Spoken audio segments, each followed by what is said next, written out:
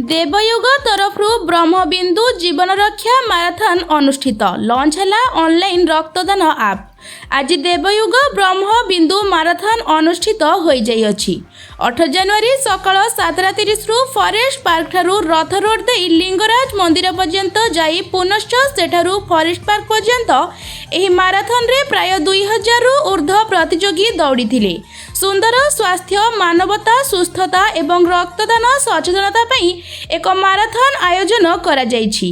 एही कार्यक्रम रे एकाम्र विधायक बाबू सिंह मध्य विधायक अनंत नारायण जेना आईपीएस सौमेन्द्र प्रियदर्शी वरिष्ठ नेता सुरेश राउतराय मनमथ राउतराय संग्राम पाइकराय वासुदेव भट्ट प्रसन्न बिशोई दुर्गा सामंतराय मीरा परिड़ा सत्यव्रत परिजा आदि जोगदेई प्रतियोगी को मेडाल प्रदान करथिले।